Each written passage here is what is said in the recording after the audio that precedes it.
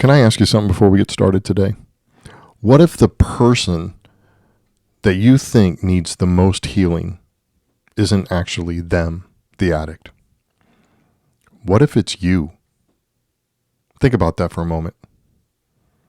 Because most of my life was spent managing the addict, praying harder for the addict, trying to control the addict, trying to fix the addict, trying to cover for the addict. Everything was about the addict. All along the way, I was the one that was lost. If this hits something in you right now, then maybe this episode's for you. Let's talk about it. I'll see you on the inside. Welcome to Reclaiming Your Identity, a podcast dedicated to providing hope, healing, and support for married individuals whose spouses are battling addiction. Rooted in the truth of your identity in Christ, this podcast offers practical guidance and biblical insight to help you navigate the challenges of addiction within your marriage. Here we'll find encouragement and embrace God's plan for restoration in your life. Let's walk this journey together, one step at a time. Hello and welcome to Reclaiming Your Identity podcast. I'm Steve, your host, and I am super excited you're here today. Welcome to this episode, and I just want to share how happy I am that you are here, that you're learning about yourself, that you are getting yourself some healing, hopefully through these podcasts, and maybe even checking out our community and all the resources that we have to offer for you. You can go to partnersofaddicts.com and find out about the community, find out about a couple of courses that I have created. I've created one, it's a $25 course called Why You're Still Stuck. Goes through 5 things of why you're stuck with this addict today. And the other one is a weekend course. It's a deep dive into your soul to help you peel back some of the layers of why you continue to do what you do. It's called You're Not Alone. That weekend course is $47. And then, of course, there's the free area of the community that you could start in some healing for free. And I'd love you to check that out. Everything's at partnersofaddicts.com. Anyway, welcome to this episode, and I'm excited because we're going to do a 5-part series. This series is going to be called Pretending is Over.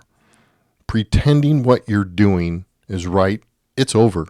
So we're going to have these 5 parts talking about the different reasons why you're affected by the addiction, how you're affected by the addict, and why that you keep banging your head against the wall day after day, week after week, month after month, year after year, and some people maybe even a decade. I don't know. I went through 13 years, so I know how all that feels, and it's not fun. But today's episode, number 1, is called You Think You're Here for Them. You're not. And what this episode's about is about people that come into the community thinking that they are looking for help for somebody else when they're the ones that actually end up getting the help. These are going to be some really good episodes. I hope you stay around. And before we dive into it, would you please like, subscribe, do all that good stuff on the podcast socials, on all my socials, and on the YouTube channel. If you would like, subscribe there as well. You can watch this if you're really sick to your stomach and want to see me. I'm there on YouTube all the time. I'm just kidding, of course. And then if you can listen on all the podcast outlets, I'm there as well. But it really helps me if you like, subscribe, and share this to people. For every addict out there, there's at least 2 to 7 people that are connected in a loving relationship with that addict. And these people are the people I'm trying to reach. And if you're married and the person you married became an addict after you got married, that's the specialty I'm in. And to add on top of that, if you have kids and you're a follower of Christ, that is where I landed. That is what I know. That is what I walked. And I can help you through that. And if you don't have all those circumstances, you're married to an addict, but maybe you don't have kids and maybe you don't go to church, it's fine. This will help heal you as well. But I'm just saying that those things are what I knock out of the ballpark. That's what I lived. That's what I've learned. And that's what I love helping people with now. But anyway, enough about that. Let's dive into this episode. So numerous times people have come into the community and they're like, hey, I'm here for my brother. I'm here for my sister. I'm here for my mother. I'm here for my father. I'm here for somebody close to me that is married or partnered with an addict. Okay, That's great that you're looking for your friend. So my first question is, why are you looking for this stuff? Why aren't they? I mean, I know you care about them. And generally people are trying to find stuff to help people. And hey, look at this. You're stuck in this relationship. That does happen. Don't get me wrong. But most people that I start to interact with that come in that way end up spilling beans. And I can pick through that and find out that they're really hurting themselves. That somebody close to them is actually stuck in addiction, or they were traumatized as a child and they're just stuck in codependency, not even with an addict. They're just lost. They're stuck in codependency, and it ends up turning into a beautiful conversation about them finally releasing some of this stuff, opening up to me, talking to me about it, and letting go and realizing that, yes, I'm the one that needs to help. And it's a beautiful story that I get to see every so often. And as we're starting to grow this thing, it's becoming more common, actually, that people are here for somebody else. You found Walk Right Community. You come here, maybe you listen to the podcast, maybe you just found the community on advertising, whichever way. You found Walk Right Community for somebody else. That's what you told yourself. That's where you're going. That's what we're doing. All along, your partner, your spouse, your brother, your parent, someone that you deeply love is battling an addiction. And you're just trying to figure out how to survive this thing. And I'm not saying it isn't real. I know the pain of loving somebody through addiction. And it's absolutely real. The chaos, the manipulation, the fights, the broken trust, the walking on eggshells, all of it's real. All of it. And that's what we talk about here at Walk Right Community. But let me tell you something. When was the last time you showed up someplace for you? Truly you. Being open, not pretending, truly showed up for you. And not searching for stuff on how to fix them. Not searching for stuff on how to manage them. Not searching for stuff on some new creative way that you can get them to stop the addiction. I'm talking about some place that you went for yourself to get clarity, hope, and maybe some form of healing for you. And I'm going to be honest with you. Most of the people I talk to, they don't even remember. They don't remember when they did anything for themselves.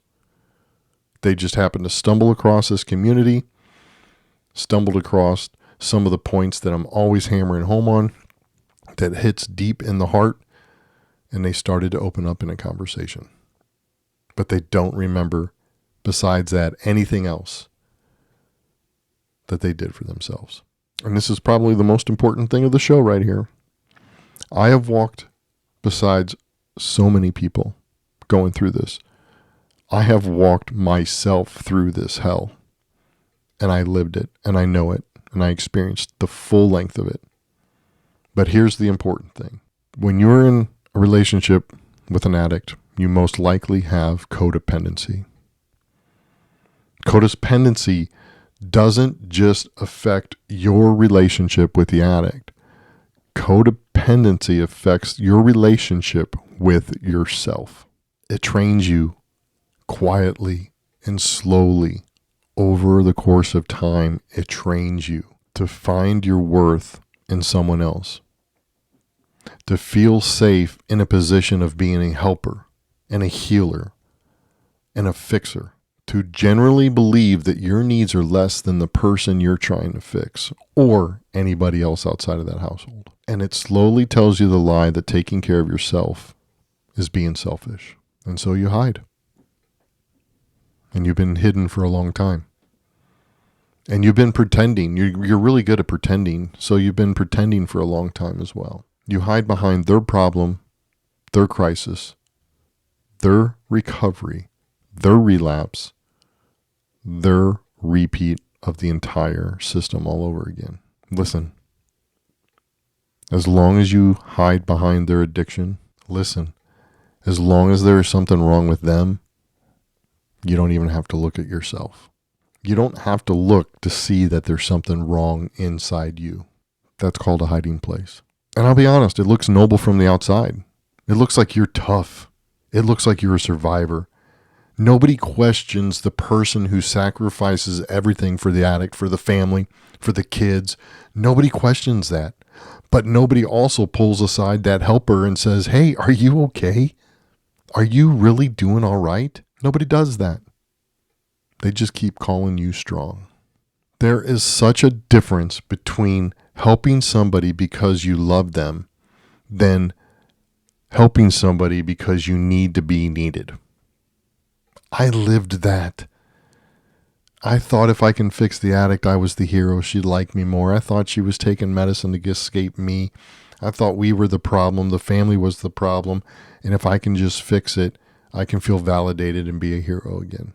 And if you talk to most people like I do that live in this world of codependency, battling and entangled with an addict, most of their decisions are based out of fear. They're driven by a place of fear that just slowly crept in. It slowly creeps in and takes control over all your decision making.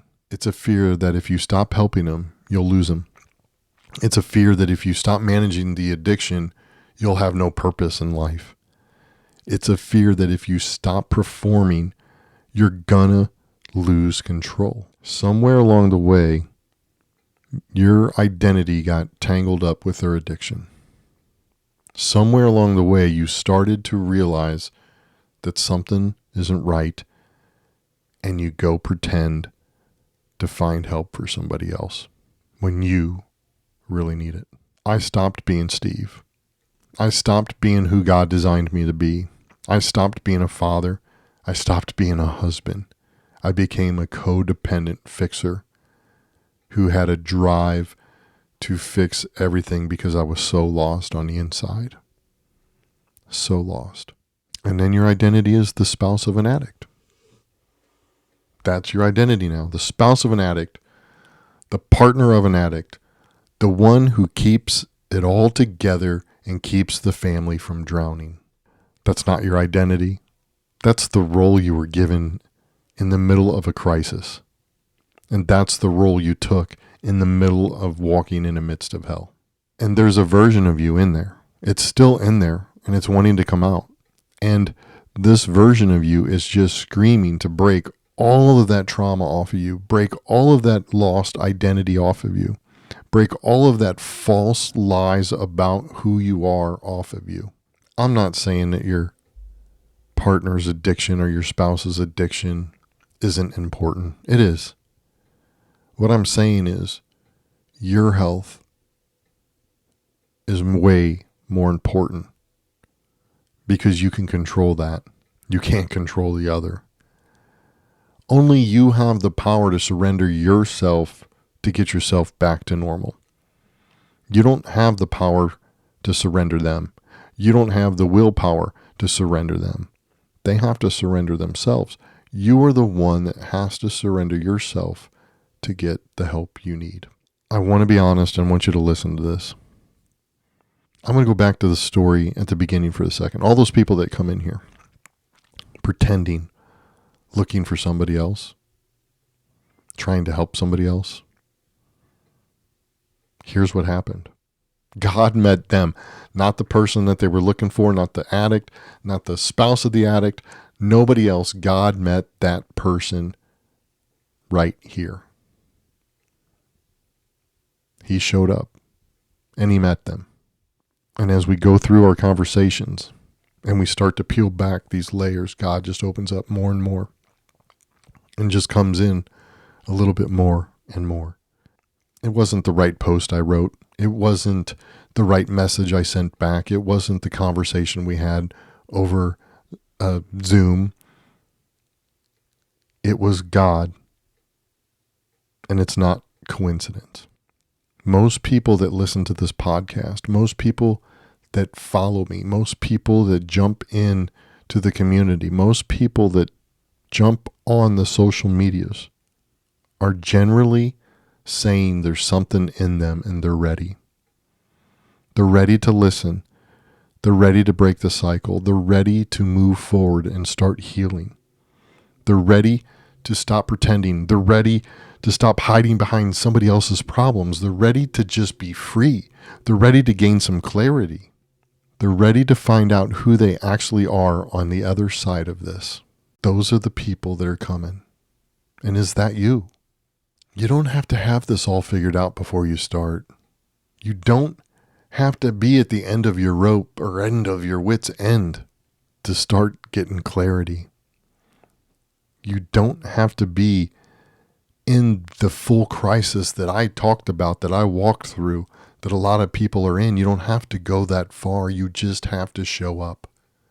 You just have to show up and be willing to stop pretending for long enough to let God speak to you, to let him in to your heart. Because he wants you out of this mess. He wants you to stop wearing a mask, stop parading around, acting super tough like you're got all this under control. You're looking for somebody else. You've got everything that you need. You're just trying to help somebody else. No, why don't you just help yourself?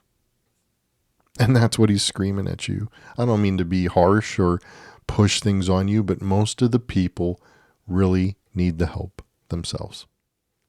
Can I go to the Bible for a second? I'd like to read just a couple of verses. Psalm 139, verse 23. And here's what it says. God, I invite your searching gaze into my heart. Examine me through and through. Find out everything that may be hidden within me. Put me to the test and sift through me all my anxious cares, Father. See if there's any path of pain I'm walking on, and lead me back to your glorious everlasting way, the path that brings me back to you. Folks, that's a powerful verse in that psalm. I can pretty much say that most of the people listening to this have been on a path of pain for a long time. He wants to search your heart. He wants to remove all that anxious care, all those anxious thoughts, all that. He wants to get rid of that, the fear, the anxiety, the insecurities, all that. He wants to remove that, and he can remove that. I'm telling you right now that I am proof that God works in people. I didn't go through some self-help. I didn't go through some, program to get this way. I allowed God into my heart. I was a pastor for a long time and wouldn't allow him in anywhere. I just needed to be validated in a church because people loved me and they needed me and I felt important. I hid behind the role of a pastor too, with codependency. But the moment that I really peeled back all those layers and let him in, that's when he led me back to his glorious everlasting way and the path that brings me back to him and the plan that he had for me from the beginning. I don't know where you are today on your path to healing. I don't know if you've started. I don't know if you've been stumbling, trying to get going. I know that people come into the community, they hit a wall, and then they join the community, and then nothing. And usually when that happens, life has gone deeper into hell. Don't be one of those people that say, yeah, I'm going to do it, but don't do anything.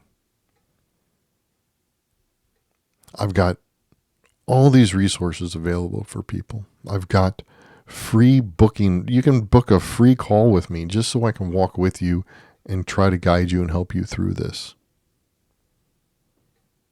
I've opened my heart. I've opened my life to help other people get unstuck. And if you have kids, it's to help save them so they don't continually be destroyed by what you're pretending to be. That's almost really an invitation. It's not about performance. It's not about a presentation. It's not about anything that you need to do. It's just an invitation to be known, to be really known by the God who created you.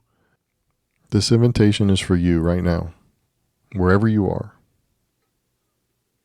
exactly where you are at this moment. And I want to thank you for listening to this episode of Reclaiming Your Identity. And I really hope that it hits some people right in the heart and that you will stop pretending and you'll start searching and looking for the hope, the clarity, the healing that you really need. Remember, this is going to be a 5-part series. This is number 1 of 5, talking about pretending is over. It's over. It's done with. It's over. It's done with. And again, I just want to invite you into partnersofaddicts.com, where you can find everything about the Walk Right community. You can find some resources. You can book a call with me. All of that is at partnersofaddicts.com. And please, again, follow me on all the socials. I'm on Instagram, Facebook, TikTok, and YouTube. And I would love it if you just reach out to me and say, hey, and just start a conversation. I'd love to hear that from you. And maybe, just maybe, God will meet you where you're at. Like he's met all the other people that I've talked to. He's that good. Remember, you're loved. You're holy. I'm going to see you in the next episode. God bless.